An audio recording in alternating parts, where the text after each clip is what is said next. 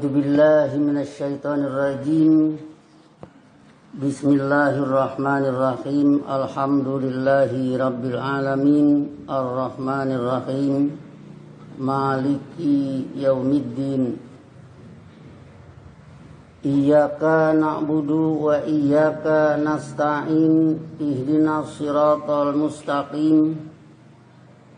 Siratal ladzina an'amta 'alaihim ghairil maghdubi 'alaihim waladdallin. Asyhadu an la ilaha illallah wahdahu la syarikalah wa asyhadu anna Muhammadan 'abduhu wa rasuluh.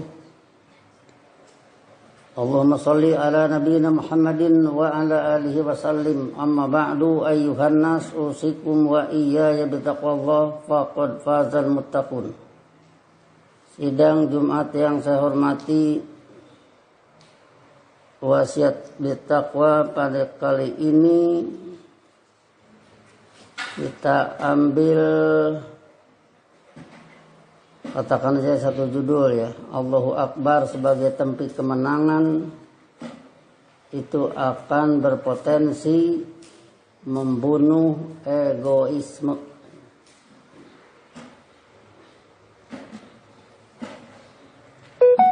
Kita sudah menyampaikan bahwa dakwah Allah dengan musaddiqonnya lurus dari berbagai kebengkokan dari kitab-kitab yang lalu. Katakan saja Nabi Muhammad menjadi pelurus dari kebengkokan kitab-kitab yang lalu.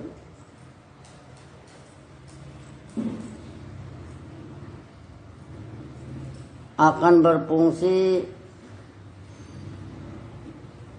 nankusuha min atrofiha, kami mengurangi bumi kekuasaan tanggapan dulu mak dari tepi-tepinya. Ujungnya bertanya, apa humul ghalibun, apakah mereka menjadi pemenang? Dijawab lagi oleh Allah pada surat Mujadalah, la aglibanna ana wa rusuli. Benar-benar aku akan menang, demikian juga sunnah rasulku. Maka di sini kita mengenal bahwa takbir berpotensi membunuh egoisme, sehingga siapapun yang mulai sholat dengan menyatakan takbiratul ihram, ahrama yuhrimu ihraman dahola fil haram, masuk kawasan suci. Takbiratul ihram harus bisa membuat kondisi sholat menjadi suci dari berbagai kekotoran-kekotoran.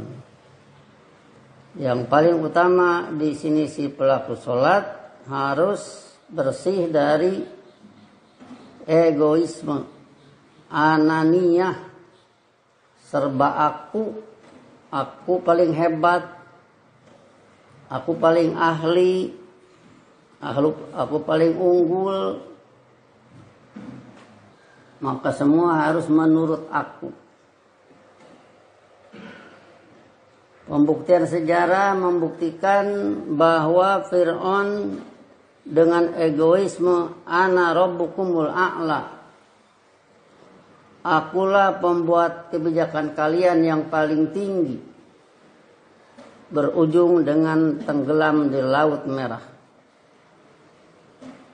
Jadi tenggelamnya Fir'aun di Laut Merah akibat daripada tidak bisa menundukkan egoisme.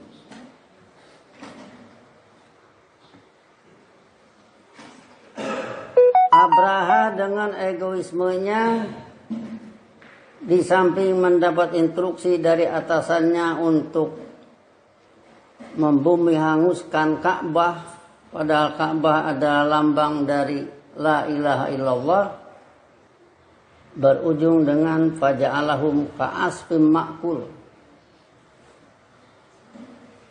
Tubuh mereka hancur luluh oleh tembakan-tembakan Tayron ababil. burung-burung ababil. Nero dengan egoismenya berujung dengan pesta bakar kota Roma.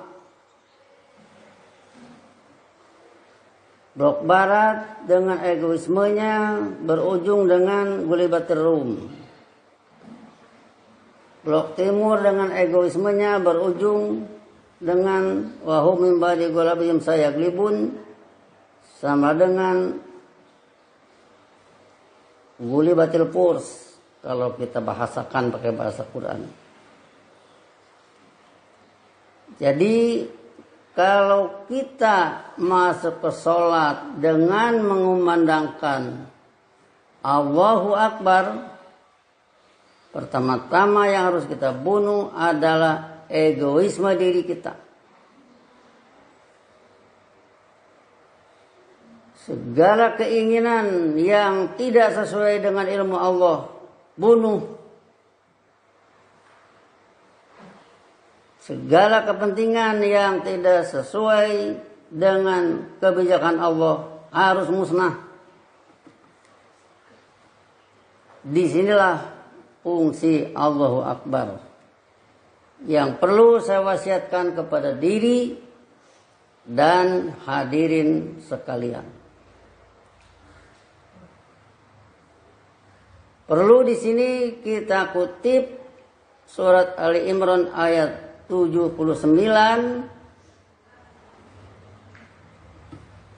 Maka nali basarin ayu yahullahul kitaba wal hukma wan nubuwah summa yaqula lin nasi kunu ibadalli. Tidak pantas bagi manusia yang bahwa Allah mendatangkan kepadanya kitab, mendatangkan kepadanya hukum, mendatangkan kepadanya nubuwah, kenabian atau sunnah Rasul,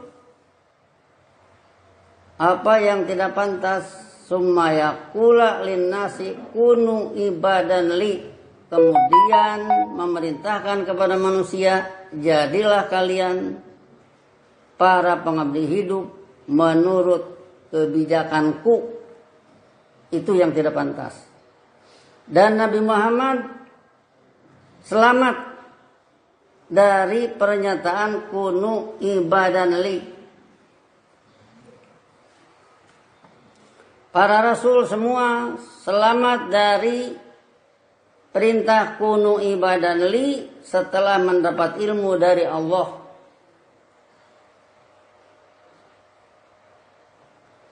Walakin kunu robbaniyina, tetapi yang pantas adalah seorang rasul yang dapat ilmu dari Allah memerintahkan, jadilah kalian robbaniyin. Robbaniyin di sini mansubun karena jatuh setelah kunu, yang kalau marfu berbunyi robbaniyuna.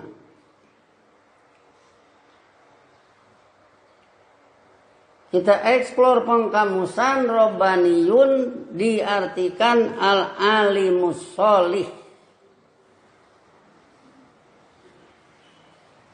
Jadi kita ambil saja Nabi Muhammad. Nabi Muhammad tidak pernah menyuruh orang kunu ibadan li, jadilah kalian para pengabdi hidup menurut kebijakanku. Tapi yang Nabi Muhammad perintahkan adalah yang pantas bagi seorang rasul, yaitu kunu robbaniyin. Jadilah kalian para penguasa ilmu yang berbuat tepat.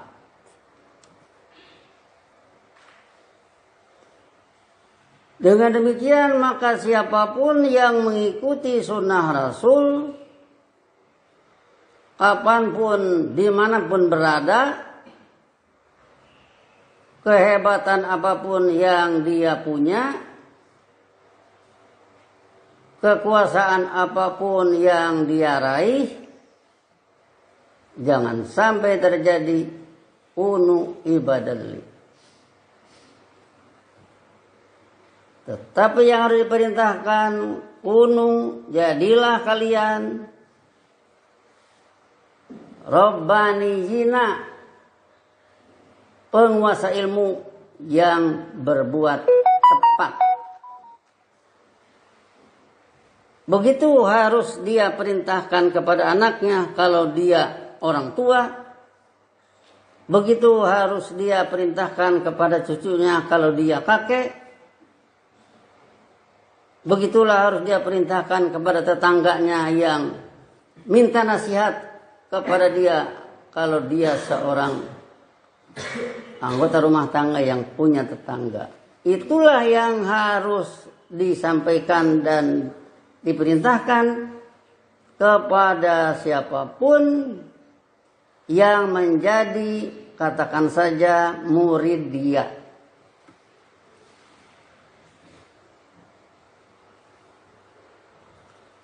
Kemudian untuk Rabbaniyin, kalau dibahas etimologinya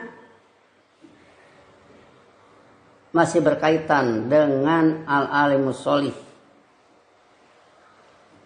Sebab Rabbaniyuna ya nisbah, kalau ya nisbahnya dibuang jadi Rabbanun. Rabbanun atas pola fa'lanun, kalau atas pola fa'lun jadi Rabbun. Rabbun pembimbing. Rabbun diusut dari Rabba yarubbu Rabban yang berarti sasaya susu siasatan. Maka Rabbun berarti policy maker, pembuat kebijakan.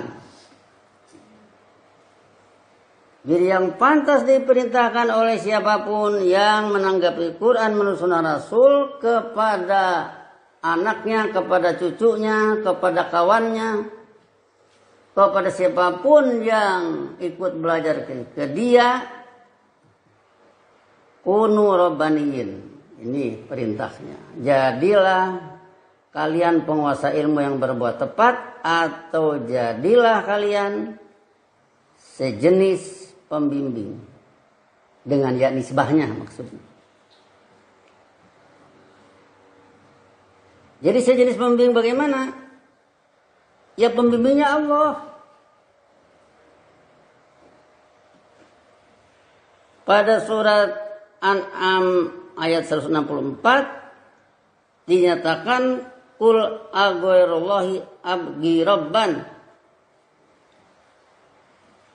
Tegaskan oleh Anda, apakah pantas aku? Aku berarti Muhammad kan? Abghi rabban, apakah pantas aku mencari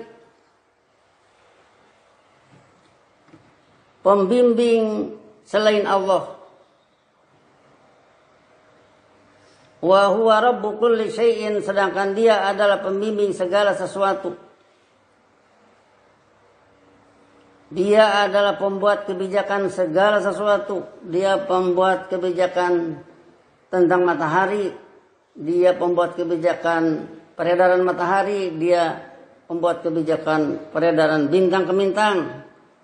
Dia pembuat kebijakan bumi. Dia pembuat kebijakan air, sehingga seluruhnya menjadi perangkat yang bisa manusia manfaatkan, dan itu semua menjadi lapatahna alaihim barokatin minas sama wal ard. Seluruhnya menjadi sarana untuk kemakmuran manusia.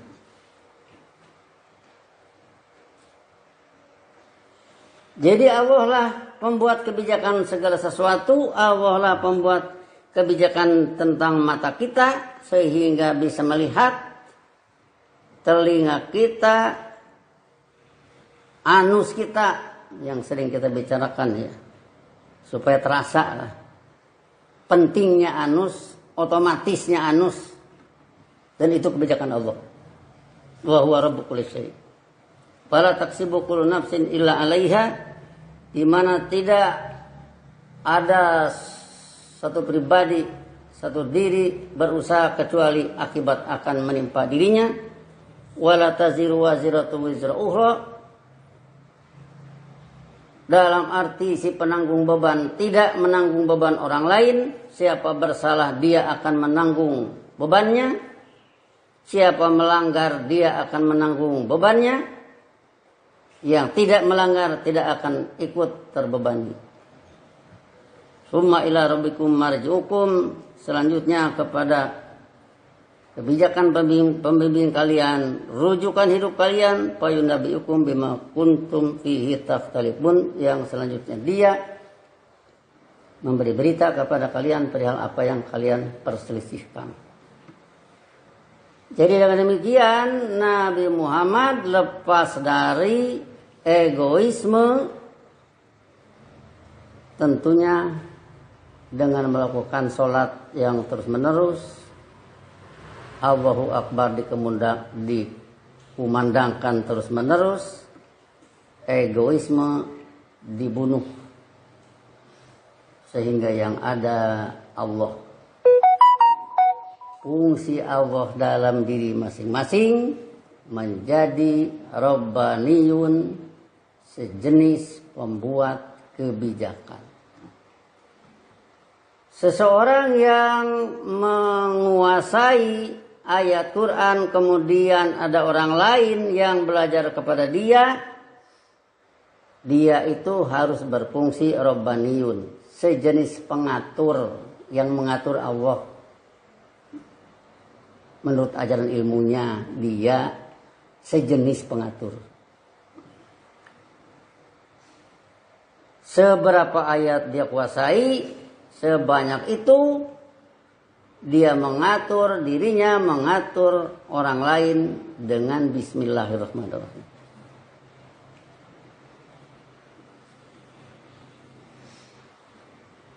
Jadi ini permasalahan yang perlu kita tekankan pada diri kita masing-masing.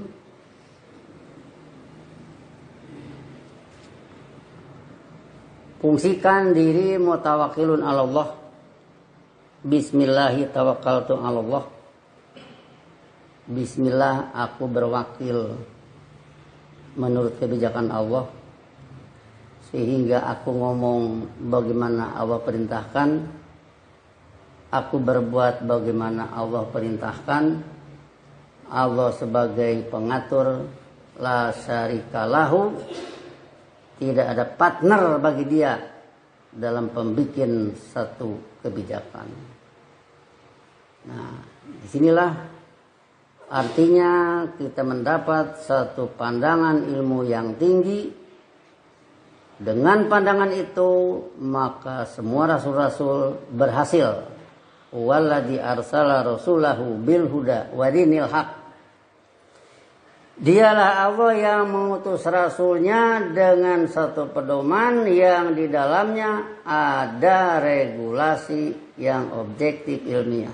Liyudhirahu, guna dia Allah mengunggulkan din hak ala dini kulihi, atas seluruh regulasi.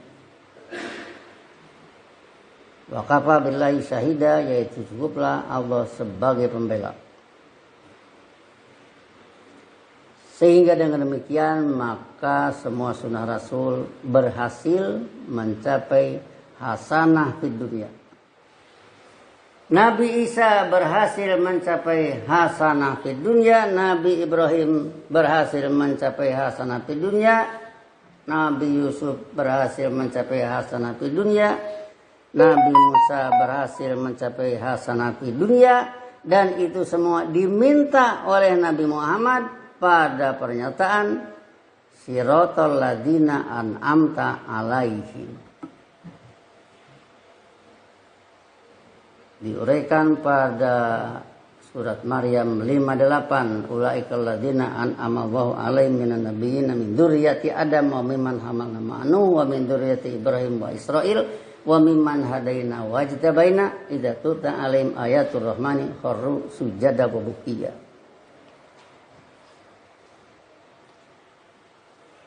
Disinilah maka kita harus mengambil satu pelajaran bahwa bagaimanapun egoisme akan mengakibatkan fatal diri kita semua. Tetapi bila egoisme hilang, ganti dengan pandangan ilmu dari Allah, di sanalah akan mendapat keunggulan. Seperti diminta hasanah di dunia yang akan mengakibatkan hasanah fil akhirah. Dengan cara membasmi egoisme seperti yang kita katakan tadi. Sehingga dengan demikian maka ambillah ayat Quran sedikit demi sedikit.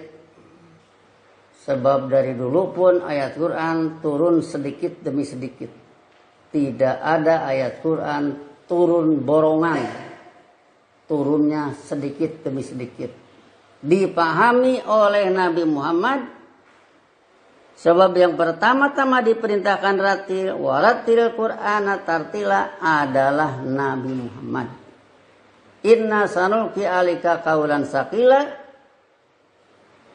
Sesungguhnya kami akan melontarkan kepada Anda omongan ilmiah yang berbobot hebat. Itulah Nabi Muhammad. Kemudian laqad kana lakum fi Rasulillahi uswatun hasanah. Sungguh bagi kalian pada Rasulullah ada tauladan indah. Ikutilah itu.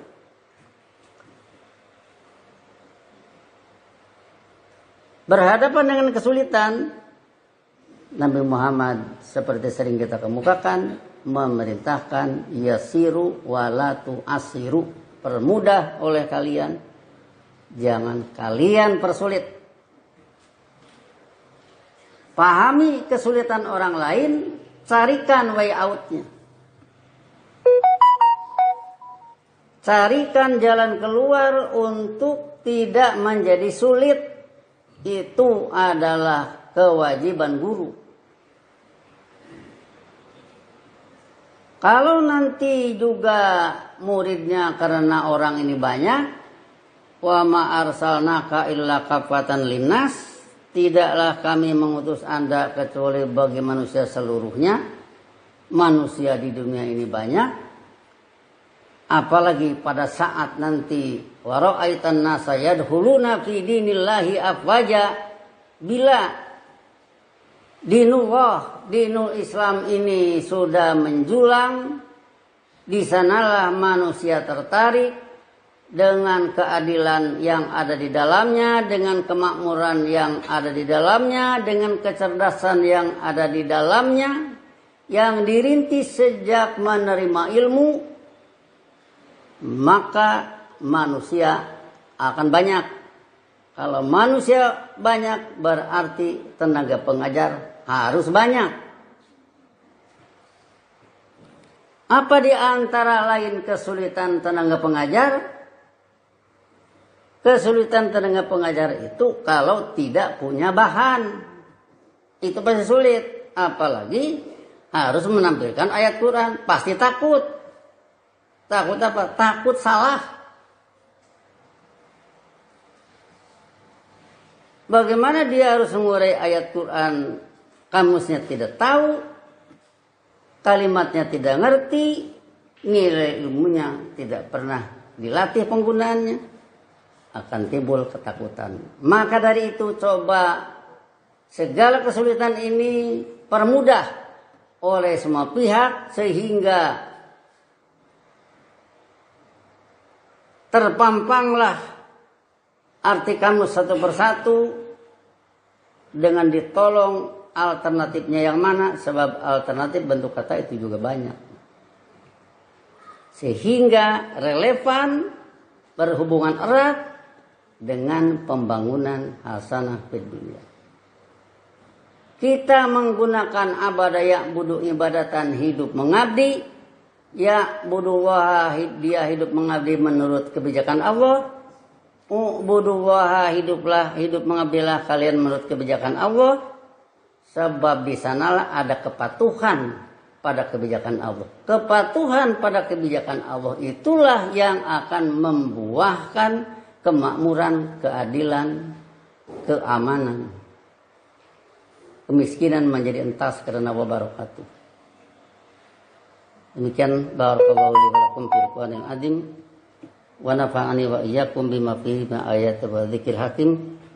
Wa taqabbala minni wa minkum tilawatahu innahu huwas samiul alim wa astaghfiruh innahu huwal ghafurur rahim.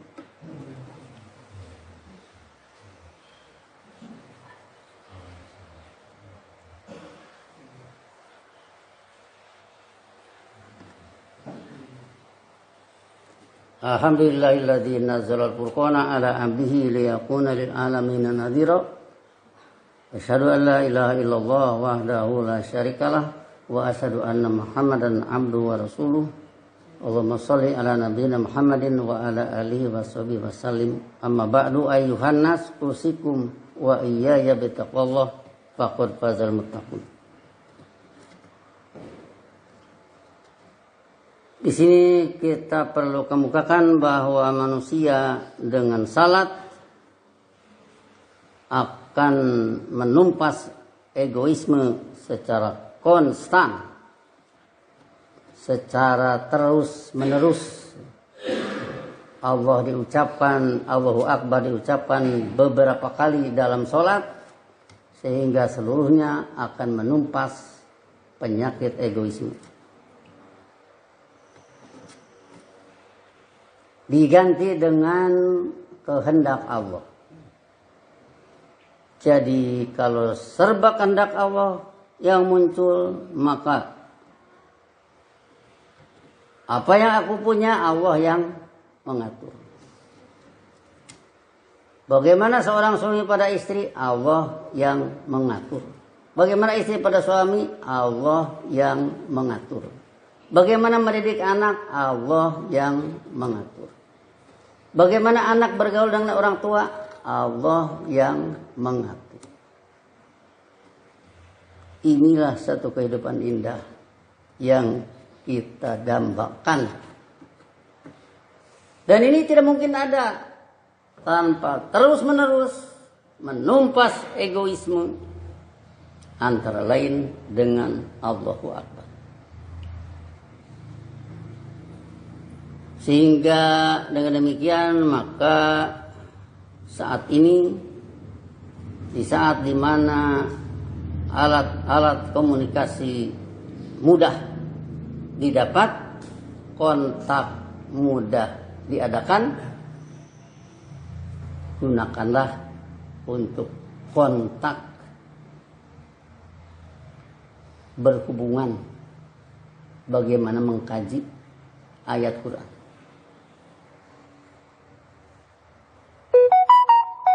Masing-masing yang sudah sanggup mengajar, bikinlah aplikasi TC.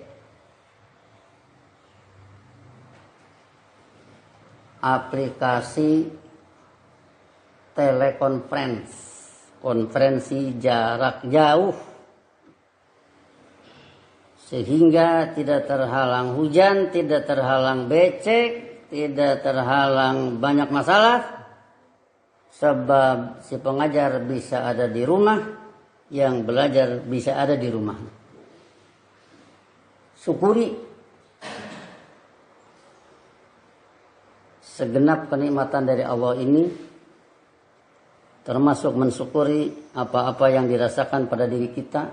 Mata kita bisa melihat, telinga bisa mendengar, anus bisa berfungsi otomatis, otak kita bisa menghafal, dan kita tidak pernah tahu seperti apa otak kita itu. Sehingga nanti katakan saja disimpulkan dalam satu ayat, wa in ta'uddu nikmatallahi la tuhsuha. Jika kalian menghitung nikmat Allah, niscaya kalian tidak akan bisa menghitungnya. Syukuri itu semua. Kita punya otak, kita punya mata, kita punya telinga, kita punya lidah, kita punya perut, punya paru-paru. Syukuri itu semua.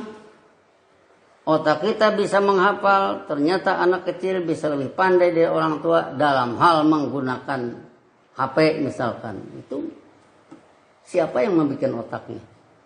Nah, jadi ini semua hendaknya kita manfaatkan dalam rangka menyelamatkan diri kita. Qina adzabannar. Selamatkanlah kami dari azab kehidupan nar. Atina fid dunya hasanah. Datangkanlah pada kami kehidupan hasanah di dunia ini. Guna yang demikian menghasilkan hasanah fil akhirah. Quran hudal lil muttaqin, siapa yang bisa satu ayat jelaskan kepada yang lain. Tidak usah tuduh menuduh itu ini kepada orang lain, jelaskan apa yang dia bisa. Dan bila nanti terbantah oleh ayat Quran, mundur. Yang punya ayat maju. Sehingga dengan demikian maka tidak banyak masalah dalam hidup ini. Bimbingan ilmu jalan terus menerus. Dari dulu Quran Allah jaga. Tetap utuh sampai sekarang. Tinggal bagaimana kita menelitinya. Allahumma sholli ala nabiyina Muhammad wa ala alihi wasallim. Rabbana la tuzigh qulubana ba'da idh hadaitana wa hab lana min ladunka rahmatan innaka antal wahhab. Rabbana hab lana min azwajina wa dhurriyyatina qurrata a'yun waj'alna lil muttaqina imama. Rabbana innana sami'na munadiyan yunadi lil iman an aminu bi rabbikum fa amanna. Rabbana faghfir lana dzunubana wa kaffir anna sayyi'atina wa tawaffana ma'al abrar. Allahumma ansur man nasara rusulaka wa ahlik man akhraja rusulaka. Allahumma askinnal ardo min ba'dihim bi amnin wa salamin. Rabbana atina fid dunya hasanah wa fil akhirati hasanah wa qina adzabannar. Ibadallah innallaha ya'muru bil adli wa ihsan wa ita'idil qurba wa yanha 'anil fahsya'i wal munkar wal baghi ya'idukum la'allakum tadhakkarun. Fadhkurullaha yadhkurkum wad'uhu yastajib lakum wa la takfuru akbar. Astagfirullahi wa lakum aqimus shalah.